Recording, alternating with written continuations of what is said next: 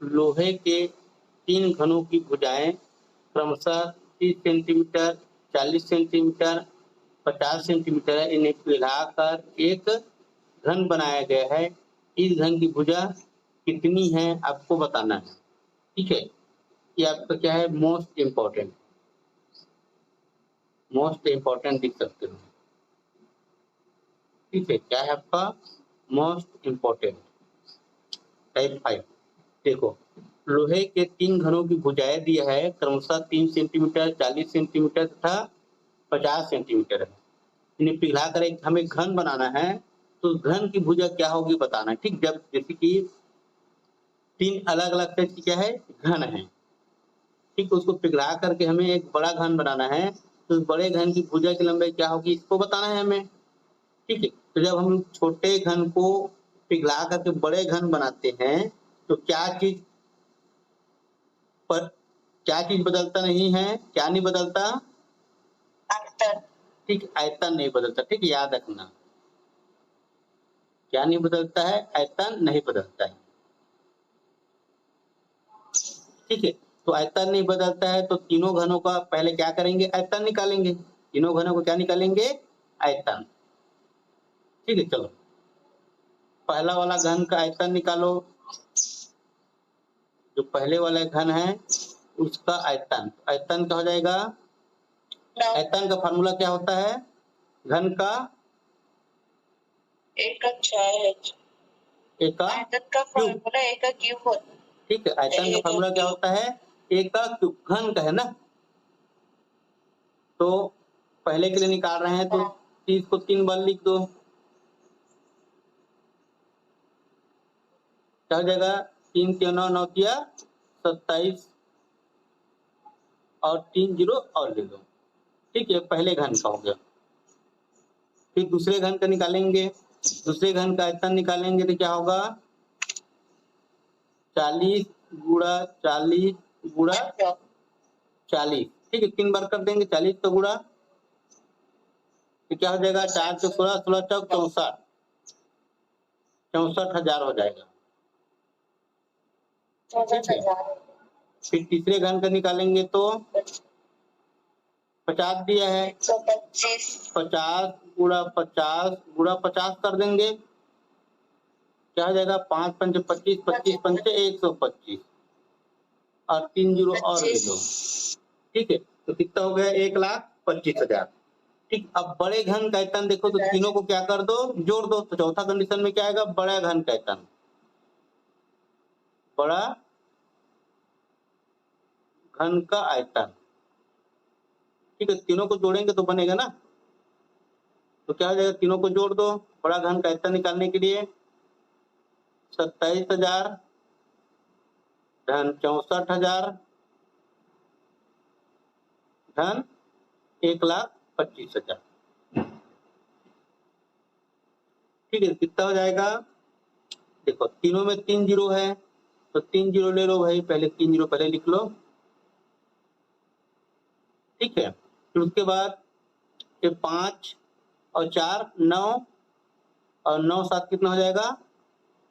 16 की 6 हाथ लाई 1।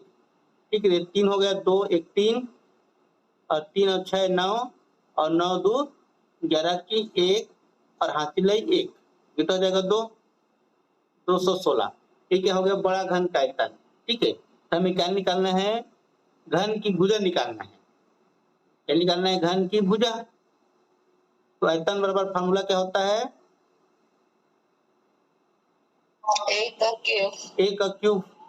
ठीक है, अब इसका जो क्यूब है उसको हटा देंगे। क्या हो जाएगा? A बराबर आएगा करनी में इस करनी का मान रहेगा 3 ना 216 3 जीरो। ठीक है, अब देखो 216 किसका क्यूब है? 60 का। किसका? 60 216 बोल रहा हूँ 216 6 का। ठीक है, 216 किसका क्यूब है? 6 का है और फिर 3 जीरो का 1 जीरो हो जाएगा। ठीक है, तो बड़े घन की भुजा क्या हो जाएगा? 60 हो जाएगा। बड़े घन की भुजा क्या होगा? 60, कितना हो जाएगा 60 सेंटीमीटर, कितना हो जाएगा 60 सेंटीमीटर, और यही क्या होगा आपका आंसर होगा। आया समझ में?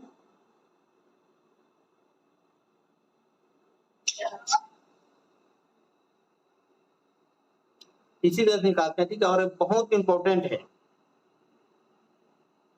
बड़ा घन का आयतन भी पूछ सकता है या बड़ा घन का क्षेत्रफल भी पूछ सकता है, कुछ भी पूछ सकता है, लेकिन आप निकालना जानोगे तो आप कुछ भी पूछ रहा है उसको आप निकाल सकते हो, निकाल सकते हो ना? ठीक है, निकल आएगा। चलो आप लोग 17 को देखो बना के।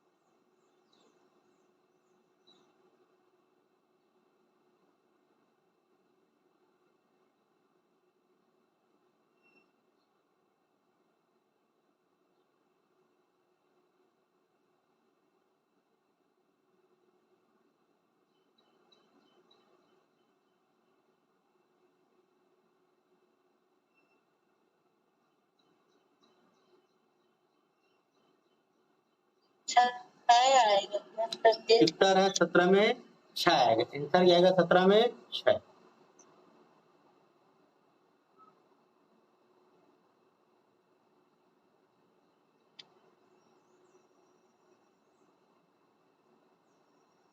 तभी से बन जाएगा 17, ठीक है। बहुत इंपॉर्टेंट है ना, मोस्ट इंपॉर्टेंट रख लो लिख के। अगला टाइप देखते हैं।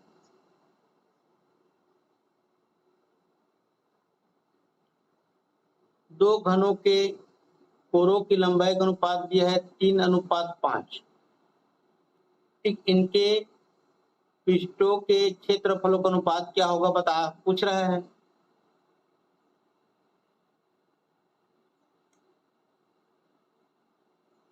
ठीक है, तो देखो दो घनों के कोरों की लंबाई का अनुपात दिया है ना, लंबाई में क्या दिया है अनुपात दिया है, और इसके पूछा इसके पृष्ठों के क्षेत्रफलों का अनुपात क्या होगा।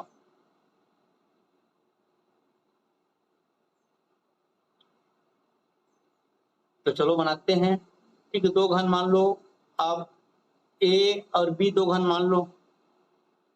ठीक है, इसके कोरों मतलब भुजा की लंबाई। ठीक है, मतलब कोरों की लंबाई का अनुपात है 3:5, है ना, यही है। तो उनके पृष्ठों का क्षेत्रफल का अनुपात क्या होगा। ठीक है, तो क्षेत्रफल निकालने के लिए क्या करते हैं, क्षेत्रफल का फार्मूला। ठीक है, क्षेत्रफल का फार्मूला क्या होगा,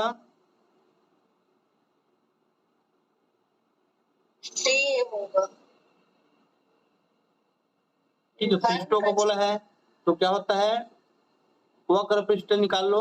6 तो क्या हो जाएगा 4, है ना। देखो संपूर्ण पृष्ठ निकालेंगे तो भी एक ही 6, है ना, संपूर्ण पृष्ठ निकालेंगे तो 6 कर देंगे, है ना, या फिर वक्र पृष्ठ निकालेंगे तो 4 करेंगे। तो चलो 4 a का वर्ग कर देंगे। ठीक, अनुपात यहाँ पर भी 4 a का वर्ग। ठीक है, तो यहाँ पर 4 का कट जाएगा ना, अगर 6 भी रखेंगे तो 6 भी कट जाएगा। ठीक है, मतलब नहीं है। ठीक है, मतलब है आपका इसका, तो 3 का वर्ग हो जाएगा अनुपात 5 का वर्ग, तो 3 तिया 9 और होगा 5 पंचे 25। तो इनके क्षेत्रफलों में अनुपात क्या होगा 9:25। क्षेत्रफल में अनुपात क्या होगा 9:25। ठीक है, चलो आप लोग 20 को देखो बना के, आयतनों में अनुपात कुछ है ना, सेम वैसे ही बनेगा।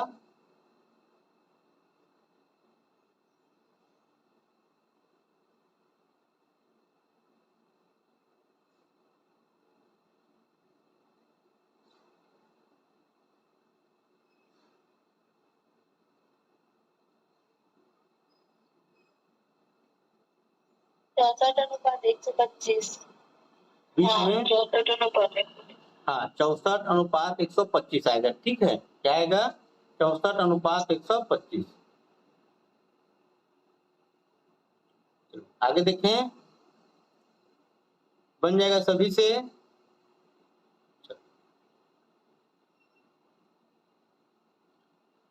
टाइप 10 है। एक घनाभ की लंबाई, चौड़ाई तथा ऊंचाई क्रमशः क्या है? 8 मीटर, 6 मीटर और 10 मीटर है। ठीक है, घनाभ ना।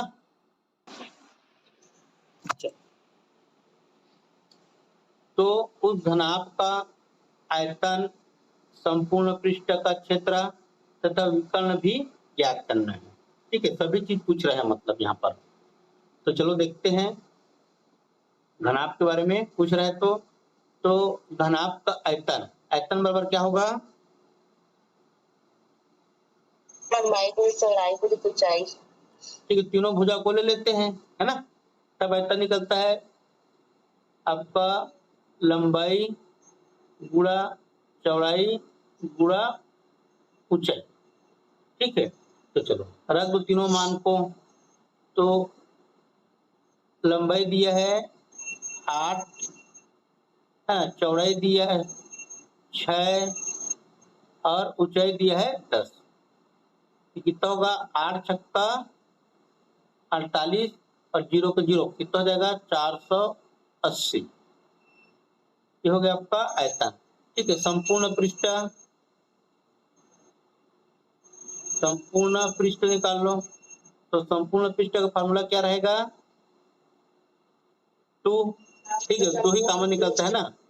तो एक बार लंबाई गुणा चौड़ाई गुणा, है ना, लंबाई गुणा चौड़ाई, है ना, ऊंचाई फिर चौड़ाई, और इसी क्या जाएगा? चौड़ाई गुणा ऊंचाई।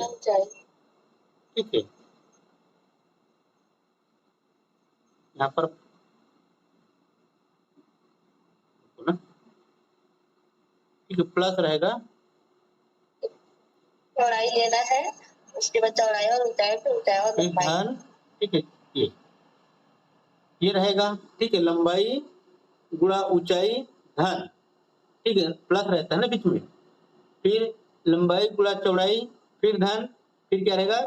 ऊंचाई या फिर चौड़ाई गुणा ऊंचाई। ठीक है, मतलब तीनों को लेना है। तो चलो मान को रखते जाओ 2। ठीक है, तो लंबाई कितना है? 8। ठीक है, ऊंचाई कितना है? 10। ये हो गया।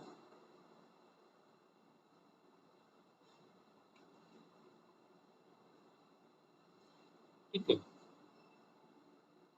धन। ठीक है, लंबाई कितना है? 8 है और चौड़ाई कितना है? 6। फिर धन। ठीक है, अब चौड़ाई कितना है? 6 और ऊंचाई कितना है? 10। ये ठीक है, पूरा कर दो, फिर उसके बाद जोड़ना है। तो 2 का 2। ठीक है, 8 दहम 80 धन 8 छक्का 48 धन, है ना, 10 छक्का 60। कितना हो जाएगा? 80 और 60 कितना हो जाएगा? 140, है ना, और 48 कितना हो जाएगा? 188। ठीक है, फिर आगे गुणा कर दो। 8 दूनी 16 की 6 हाथ लिए, 8 दूनी 16 1 17 की 7 हाथ लिए, 2 कम 2 और 1 3। ठीक है, कितना आएगा आपका संपूर्ण पृष्ठ? 376। कितना आएगा? 376। अब और क्या पूछा है? विकर्ण। क्या पूछा है? विकर्ण। विकर्ण बराबर क्या होगा? विकर्ण बराबर क्या होता है? कौन बताएगा विकर्ण बराबर क्या होगा? लंबाई का वर्ग धन चौड़ाई का वर्ग धन चौड़ाई ऊंचाई का वर्ग। ठीक है, होता है विकर्ण बराबर। ठीक है, तो चलो निकाल लो। तो लंबाई दिया है 8, तो 8 का वर्ग, चौड़ाई दिया 6 तो 6 का वर्ग, धन ऊंचाई दिया है 10 तो 10 का वर्ग। 8 8 कितना होता है 64, है ना। 6 छक्का 36 और 10 दाम 100। ठीक, कितना होगा? चलो और करो। ठीक, जोड़ेंगे कितना हो जाएगा 100, 100 कितना हो जाएगा 200। ठीक है, 200 होगा। ठीक है, तो इसको किस रूप में तोड़ सकते हैं 200 को? ठीक है, तोड़ना चाहे 10 2 गुणा 2 करके है ना, 2 गुणा 100 के रूप में तोड़ सकते हैं। ये 10 क्या आपका किसका वर्ग है? 100 किसका वर्ग है? 10 का। तो क्या हो जाएगा आपका 10 बाहर निकल आएगा और रूट है कर्णी में रहेगा 2। तो यही क्या होगा आपका आंसर होगा, यही क्या होगा आपका आंसर। आया समझ में? ठीक है, कुछ नहीं करना है, बस फार्मूला में आपको रखना है।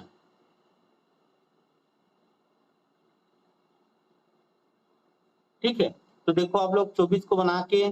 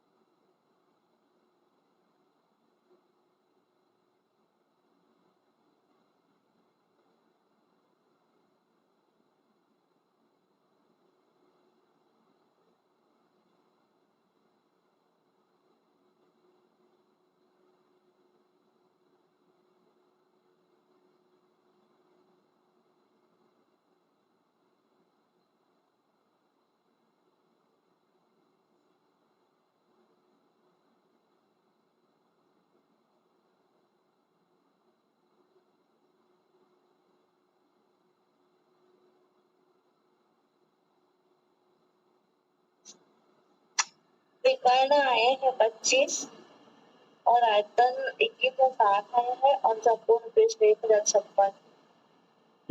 ठीक है, तब कहा गया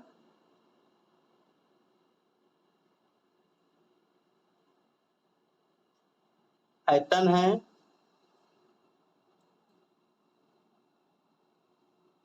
आयतन 2160। ठीक, 2160 आएगा आयतन। ठीक है, संपूर्ण पृष्ठ 1056 और विकर्ण आएगा 25 आएगा 25 आया। सभी कितना? चलो आगे बढ़ते हैं। तो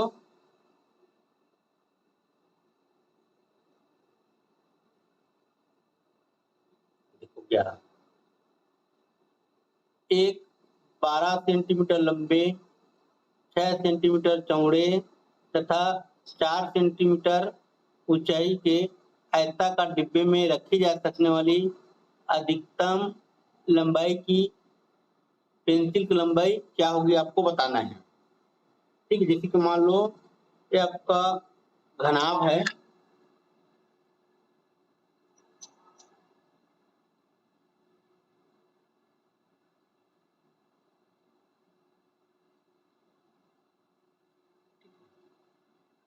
ठीक है आपका घनाभ।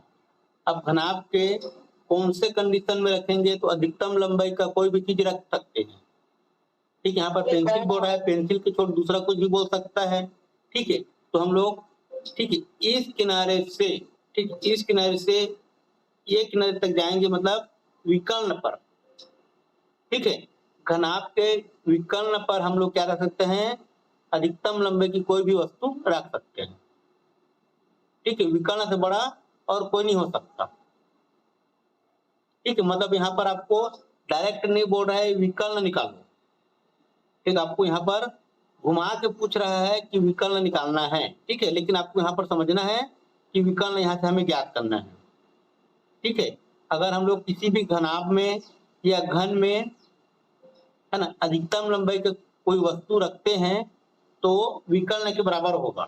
किसके बराबर होगा, विकर्ण के। तो मतलब यहाँ पर हमें क्या निकालना है, इस घनाभ का विकर्ण निकालना है। क्या निकालना है, विकर्ण।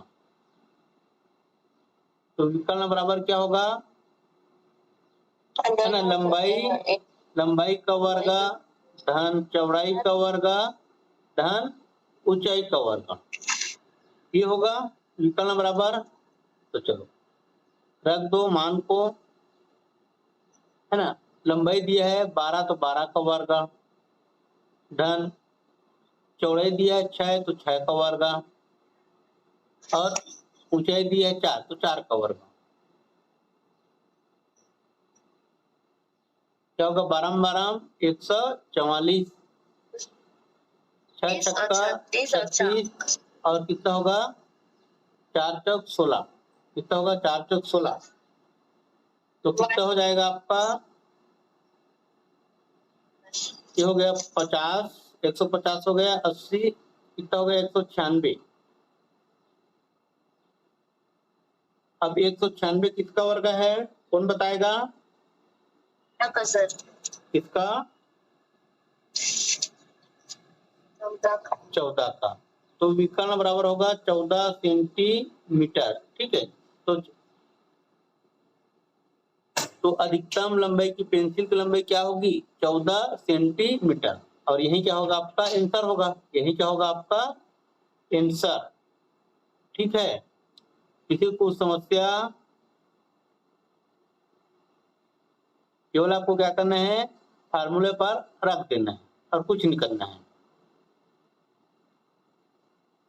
ठीक है, बस आपको पता होना चाहिए कि अधिकतम लंबाई की पेंसिल किस कंडीशन में रख सकते हैं, तो विकर्ण की कंडीशन में। किस कंडीशन में, विकर्ण, मतलब आपको विकर्ण निकालना है, डायरेक्ट नहीं पूछ रहा है विकर्ण निकालो। ठीक, आपको घुमा के पूछ रहा है। ठीक है, तो आप लोग किसको बनाओ, 32 को देखो बना के,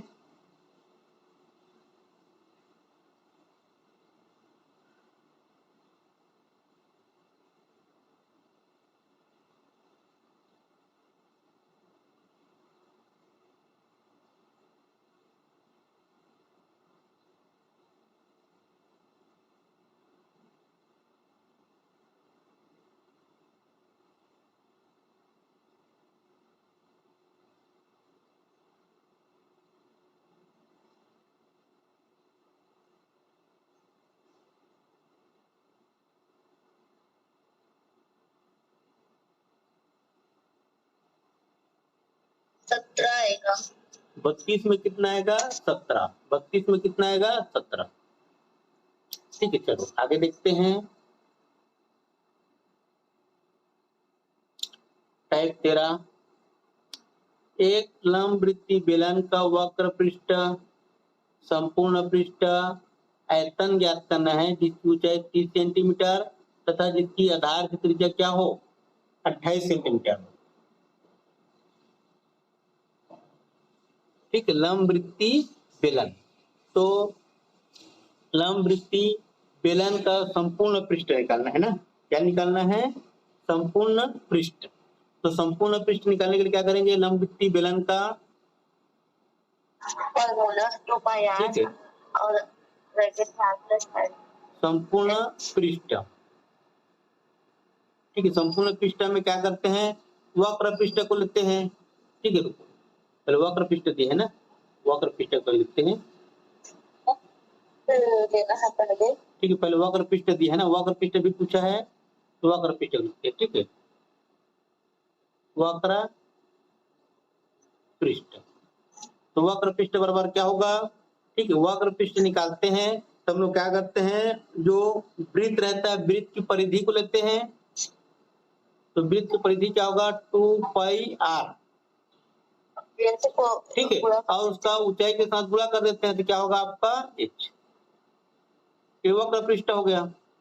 ठीक है, चलो वक्र पृष्ठ निकालते हैं तो 2 गुणा, ठीक है, पाई का मान क्या होगा 22/7 और r क्या दिया है त्रिज्या 28, तो गुणा 28 कर दो, और ऊंचाई क्या दिया है 30, तो 30 लिख दो। ठीक है, हम लोग क्या कि केवल फार्मूला को याद रखे और उस फार्मूला पर रख दिए। ठीक है, देखो कौन कौन सा करता है, तो 7 एवं 7, 7 चौक 28 है ना, तो 22 दूनी 44 हो जाएगा और हो जाएगा 4 किया 12 मतलब 120। ठीक, आगे गुणा करेंगे क्या होगा, 0 का 0 हो जाएगा, 12 चौक 48 की 8, हासिल 4 होगा, फिर 12 चौक 48 और 4 कितना हो जाएगा 52, तो 5280 वक्र पृष्ठ है ना। अब संपूर्ण पृष्ठ निकालना है, संपूर्ण, तो संपूर्ण पृष्ठ निकालने के लिए क्या करते हैं, वक्र पृष्ठ को लेते हैं 2πr h को लेंगे है ना, और इसी के साथ क्या करेंगे, जो ऊपर नीचे में जो गोला रहे वृत्त है उसका क्षेत्रफल लेते हैं। तो उसका क्षेत्रफल मतलब ऊपर और नीचे में 2 है तो 2 कर देंगे, और वृत्त के क्षेत्रफल का फॉर्मूला क्या होता है πr स्क्वायर, होगा ना। अब दोनों में क्या कॉमन दिख रहा था, इसको या फिर इसी में रख सकते हो, कॉमन निकाल सकते हो। ठीक, कॉमन निकाल दो चलो, तो 2πr ब्रैकेट में क्या होगा h धन r, ये होगा, ये आपका फार्मूला है संपूर्ण पृष्ठ। ठीक है, आप चित्र आपको याद रहेगा तो बिना चित्र छापे आप बना सकते हो फार्मूला। ठीक है, चलो 2 का 2 गुणा पाई का मान रख दो 22/7। ठीक है, त्रिज्या दिया है 28, 28 रख दो। ठीक है, फिर ब्रैकेट में रखो, ऊंचाई दिया है 30, फिर त्रिज्या दिया है 28 है ना। यहाँ से कट रहा है तो काट दो, 7 एकम 7, 7 चौक 28। ठीक है, तो क्या होगा 2 गुणा, इधर पहले गुणा गुणा ही करते जाते हैं। ठीक है, 4 है, ठीक, यहाँ पर 4।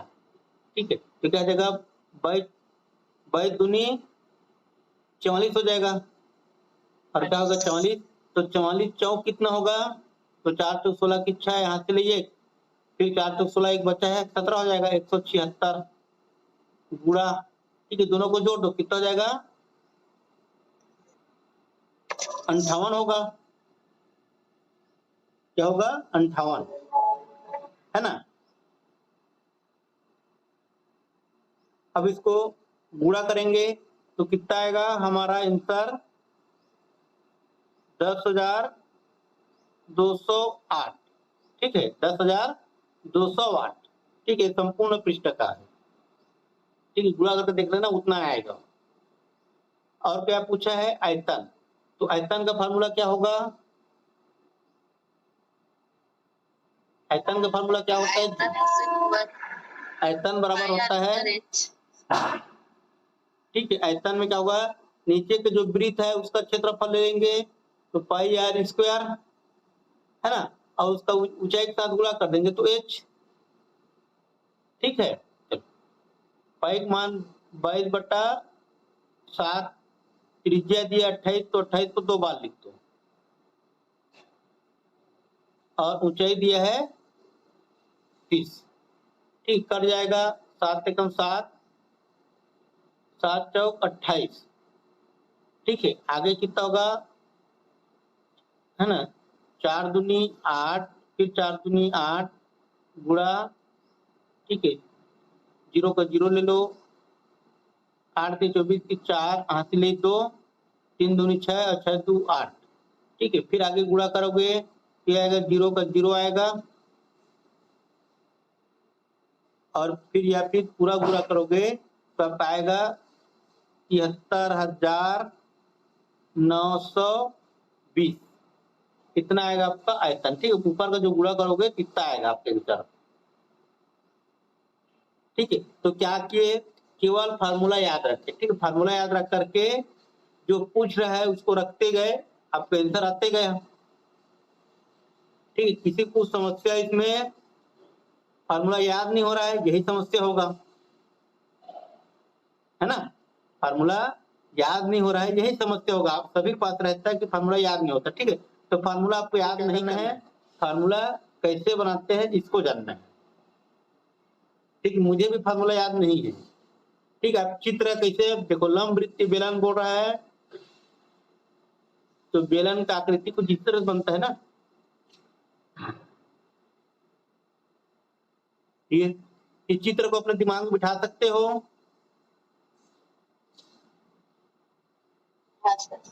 बढ़ जाएगा लंब वृत्तीय बेलन का। ठीक है, अब आपको क्या करना है, जिसको वक्र पृष्ठ बोला तो नीचे का क्या लेना है, परिधि लेना है ना। मतलब बाहरी भार को लेना है। वक्र पृष्ठ मतलब ये जो बाहर दिख रहा है ना, डिब्बा, मान लो डिब्बा है, बेलन क्या डिब्बा है मान लो, तो डिब्बे का जो बाहरी बाहर है ना उसको लेना है वक्र पृष्ठ मतलब। तो मतलब क्या करना है, परिधि को लेना है और उसकी ऊंचाई के साथ गुणा कर दो। संपूर्ण पृष्ठ लेना है तो वक्र पृष्ठ के साथ क्या करो, ये ऊपर का वृत्त दिख रहा है, नीचे का वृत्त, दोनों के क्षेत्रफल को जोड़ दो, संपूर्ण पृष्ठ निकल आएगा। आयतन बोलेगा तो क्या करोगे, नीचे का क्षेत्रफल लेना है वृत्त का और उसके ऊंचाई के साथ गुणा कर देना है। ठीक है।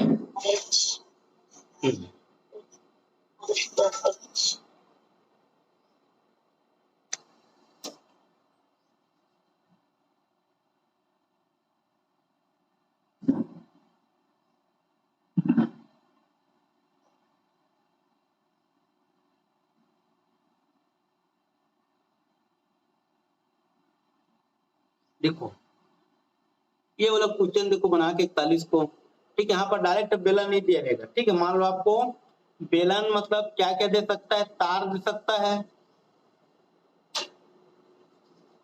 तार समझते हो ना। ठीक है, या फिर छड़ बोल सकता है। ठीक है, तार या छड़ बोला मतलब क्या है, वो आपका बेलन ही है। क्या है, बेलन। ठीक है, तो तार में क्या बोलेगा, मोटाई बताएगा। तार में क्या बताएगा, मोटाई, और उसका लंबाई बताएगा।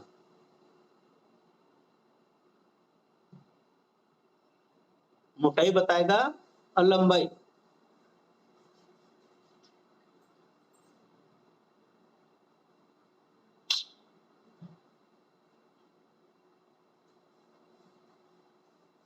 तो उसमें क्या दिया, कल में एक तार को पिघलाकर 1/3 त्रिज्या की तार बनाने पर समान आयतन वाले तार की लंबाई कितनी होगी आपको बताना है।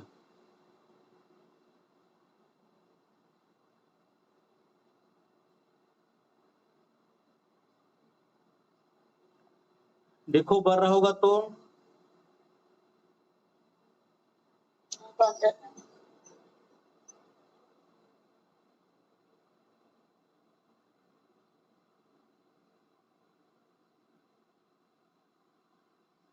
नहीं बढ़ रहा है। चलो देखते हैं, नहीं बढ़ रहा है तो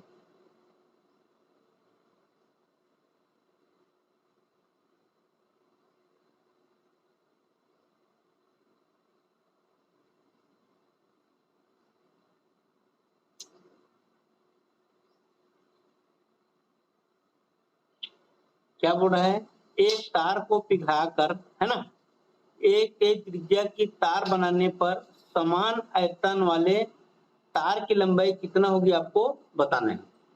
ठीक है, मतलब यहाँ पर तार की लंबाई निकालना है।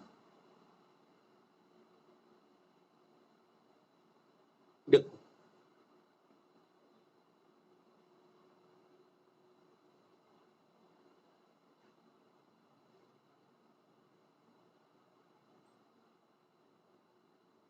R2 मान लो, ठीक है। R2 बराबर क्या होगा, एक तार को पिघलाकर ना, एक तिहाई त्रिज्या, तो एक तिहाई त्रिज्या तो क्या करो, 1/3, एक तिहाई त्रिज्या, तब यहाँ पर भी क्या होगा, R1, ठीक है। दो तार के बीच में बात हो रहा है ना, तो एक तार को माने R2 है ना, जिसकी त्रिज्या है ना, एक तार है उसकी त्रिज्या माने R2 और दूसरी तार की त्रिज्या माने R1, ठीक है। तो R2 बराबर क्या लिखे, 1/3 गुणा R1। देखो यहाँ पर गुणा ग्रुप में है, इधर क्या हो जाएगा, भागित हो जाएगा। क्या लिख सकते हैं, R2 R1 बराबर होगा 1/3, मतलब यहाँ पर त्रिज्या का मान निकालने के लिए, है ना।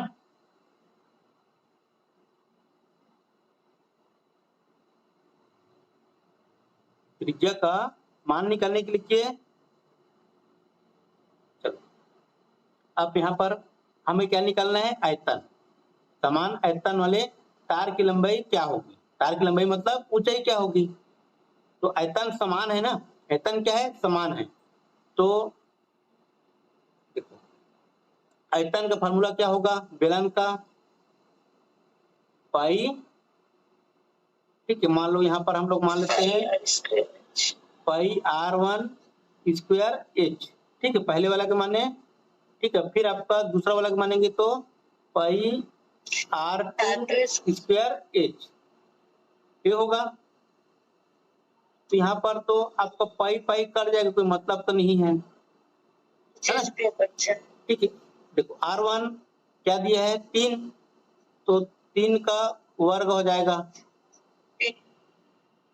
इसको भी H1, इसको भी मानो H2, ठीक है। गुणा क्या होगा, H1 बराबर, ठीक, इसमें क्या दिया, R2 1 है तो 1 का वर्ग गुणा H2, ठीक है। तो देखो यहाँ पर ट्रे कर दो, R1 H1 H2, है ना, यहाँ पर गुणा ग्रुप में H2 से भागित हो जाएगा, तो 1 का 1 हो जाएगा और 3 का कितना हो जाएगा, 3 तिया 9, ठीक। तो समान आयतन तार की लंबाई कितनी होगी, इसी को पूछा है, H2 को कितना होगा, तो H2 बराबर होगा हमारा 9, H2 बराबर क्या होगा 9, और यही क्या होगा हमारा आंसर होगा, यही क्या होगा हमारा आंसर।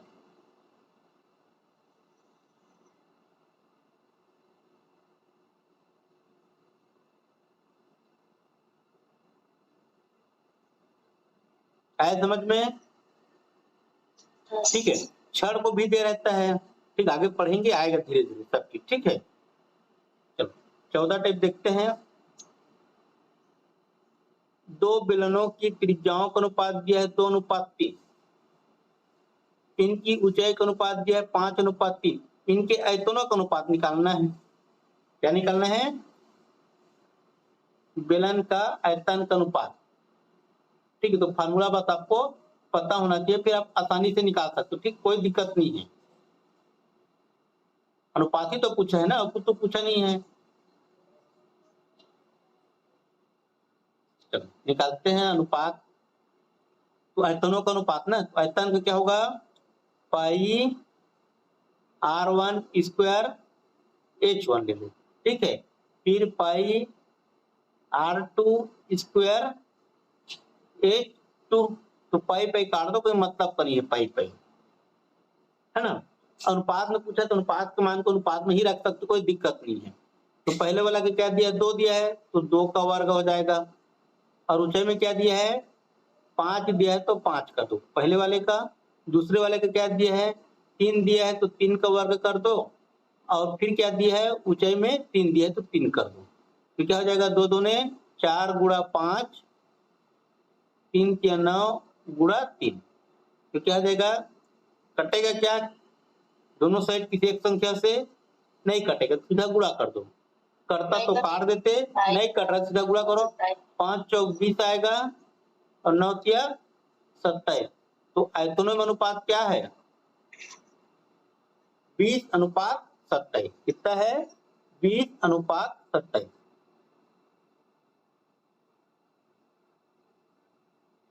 किसी को कुछ समस्या है,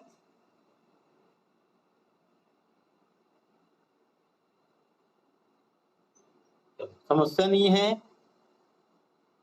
तो आप लोग इसको बनाओ 45 को।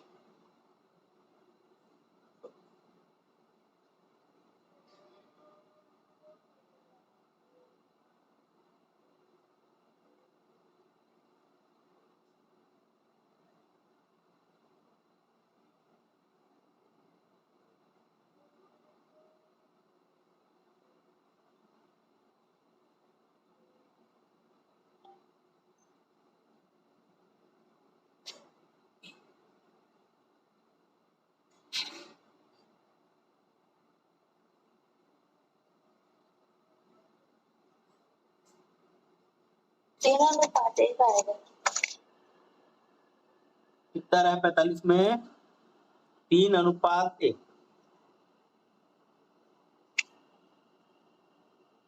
ठीक है, चलो आगे देखते हैं।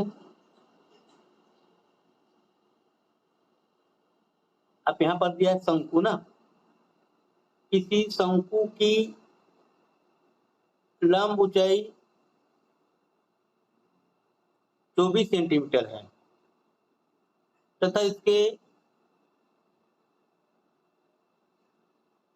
व्यास 14 सेंटीमीटर है। शंकु की तिर्यक ऊंचाई ज्ञात करना है। ठीक है, क्या करना है? शंकु की तिर्यक ऊंचाई। तो शंकु की तिर्यक ऊंचाई बराबर क्या होता है? ठीक है, शंकु मतलब समझते हो? टोपी। टोपी। शंकु मतलब क्या है? टोपी। ठीक है, जो बड्डे वाला टोपी वो क्या है? शंकु है। ठीक है, तो देखो पहले शंकु को ही देखो, फिर उसके बाद उसका तिर्यक ऊंचाई का फार्मूला देखना।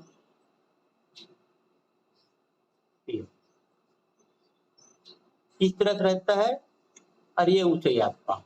ठीक है, इसमें क्या दिया है? तिर्यक ऊंचाई निकालना है, मतलब एल निकालना है, इसका मान निकालना है एल। तो एल बराबर क्या होता है? करनी में आर का वर्ग धन एच का वर्ग। ठीक है, इस आर को लेंगे, यहाँ पर जो आर है उसको, और इस एच को लेंगे रूट में, तो आपका तिर्यक ऊंचाई निकलेगा। ठीक है, चलो आर कितना दिया है? व्यास दिया है ना, तो व्यास का आधा क्या होता है? त्रिज्या होता है। तो आधा क्या हो जाएगा? त्रिज्या मतलब 7, तो 7 का वर्ग धन 7 होगा भैया। ये व्यास दिया है तो इसका 7 होगा, और ऊंचाई दिया है 24, तो 24 का वर्ग।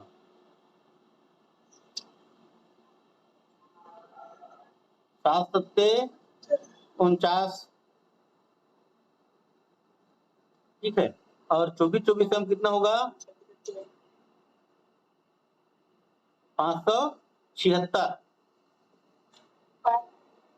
ठीक है, 24 हम होता है 576। ठीक है, जोड़ दो, तो कितना होगा? जोड़ेंगे तो 9 और 6 कितना हो जाएगा? 15 की 5 हासिल है 1, ये हो गया 7, 1 8 हो गया, 8 4 12 की 2 हासिल है 1, ये हो गया आपका 5 और 1 6।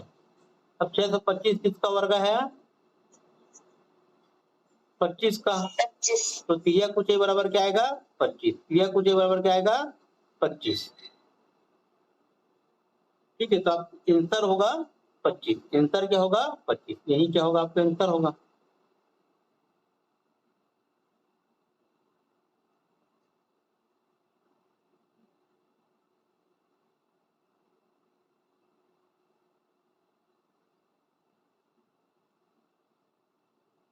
चलो आप लोग किसको देखोगे बना के? 48 को देखो तो बना के कि शंकु की लंब ऊंचाई 18 सेंटीमीटर तथा इसके आधार पर व्यास 20 सेंटीमीटर। शंकु का आयतन तो शंकु का आयतन का फार्मूला क्या है, कौन बताएगा?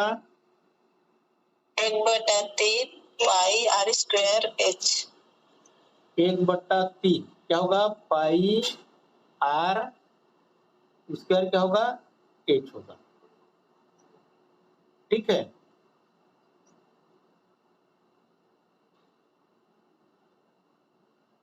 बना लो फिर।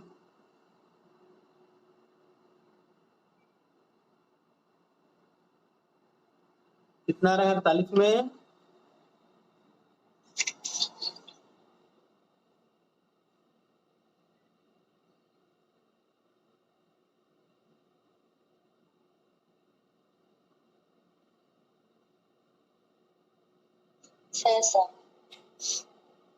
कितना? 600। शंकु का आयतन कितना रहा है? 600।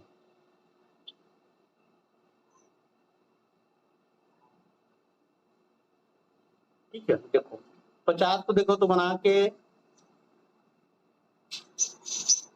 एक शंक्वाकार गुंबज का व्यास दिया 28 मीटर तथा त्रिज्या को दिया है 50 मीटर। इसके वक्र पृष्ठ पर 80 पैसे प्रति वर्ग मीटर की दर से सफेदी कराने का खर्च क्या होगा बताना है।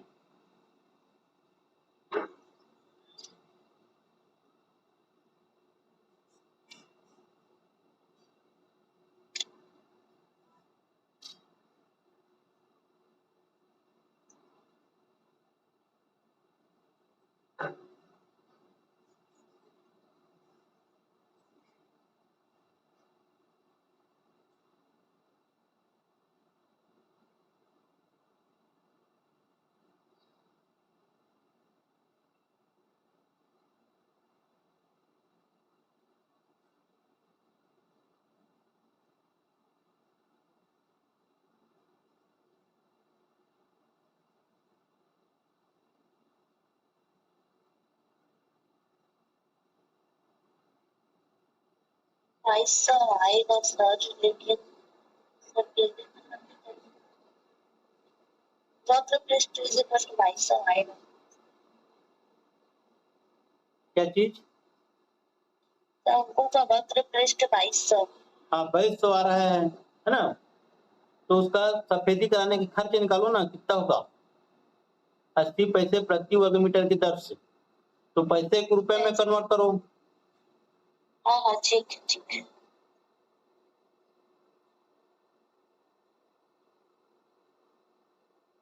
1760 रुपया। कितना आएगा? 1760 रुपया। कितना आएगा? 1760। ठीक है, समझ में आया? इसी तरह से आपका जैसे कि कपड़ा, कभी कभी कपड़ा पूछता है कि कपड़ा जैसे कि 51 में दिया है ना, बनाना नहीं है तो समझो इसको। एक शंक्वाकार तंबू के आधार की त्रिज्या 7 मीटर तथा ऊंचाई 24 मीटर है। इस तंबू को बनाने के लिए 1.25 मीटर चौड़े है ना, कितने कपड़ा का मतलब ये लंबाई दिया है, कितना लंबा है कपड़ा, तो चौड़ाई में कितना लगेगा उसको पूछ रहा है वो। मतलब सफेदी कराने टाइप का ही है ये।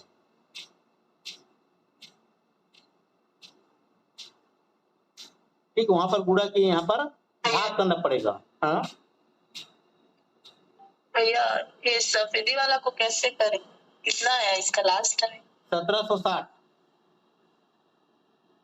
पहले वक्र पृष्ठ तो निकाल लो। मतलब ये वक्र पृष्ठ। हाँ हाँ, वक्र पृष्ठ निकाले।